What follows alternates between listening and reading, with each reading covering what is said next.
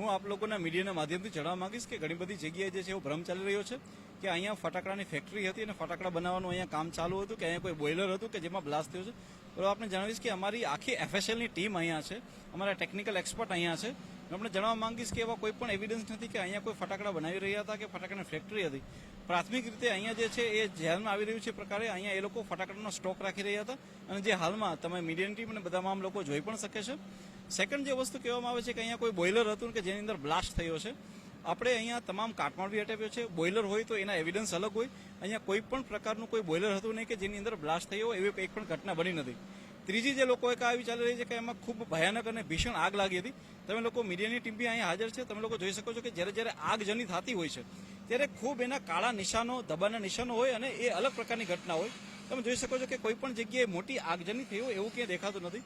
જે હાલમાં એફએસએલની ટીમે જે પ્રાથમિક અનુમાન આપ્યું છે એ આપ્યું છે કે અહીંયા કોઈ નાની મોટી આગ લાગી છે જેના કારણે થઈને પ્રોપર વેન્ટિલેશન ન હોવાથી એ બંધ રૂમની અંદર જ જે છે એ એક પ્રેશર ક્રિએટ થયું. પ્રેશરને ક્રિએટ થવાના કારણે બ્લાસ્ટ થતા જે સ્લેબ જે છે એ સ્લેબ ધરાશાયી થઈ ગયો છે અને સ્લેબમાં નીચે પડવાથી શ્રમિકોના મૃત્યુ થયા છે.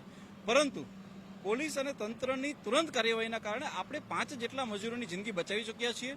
હાલમાં તે હોસ્પિટલમાં છે અને તમામ આ લોકો જે ખતરાની બહાર છે. પરંતુ જેટલા લોકોના ડેથ થયા છે આના પ્રકરણમાં ભાઈ પોલીસે ખૂબ ગંભીરતાથી નોંધ લીધી છે. અમે ગુનો નોંધી અને જે વ્યક્તિ, કેમ કે એ વ્યક્તિની પાસે અહીંયા ફટાકડાના સ્ટોક કરવા માટેનું પણ પોલીસનો અભિપ્રાય નેગેટિવ હોવા છતાં તેણે અહીંયા સ્ટોક કરેલો હતો. તો તેના ઉપર કડકમાં કડક કાર્યવાહી થઈ એને તરંતકાલી પકડી લેવામાં આવે અને ચાર્જશીટ કરી અને એને જેલ હવાલે કરવામાં આવે તેના પ્રકારની તમામ કાર્યવાહી જે છે પોલીસ દ્વારા થઈ છે. અમે હાલમાં 5 જેટલી અલગ અલગ ટીમોનું ગઠન કરેલું છે અને પોલીસને આની અંદર પ્રાથમિક સફળતા બી મળેલી છે. અને અમે આપને વિશ્વાસ આપીએ છીએ કે જે પણ આરોપી હશે એને ટૂંક સમયની અંદર જે છે એને જેલના હવાલે પણ કરી દેવામાં આવશે. હાલમાં અમારી પાસે જે ઓફિશિયલ આંકડો આવેલો છે તે 18નો આવેલો છે.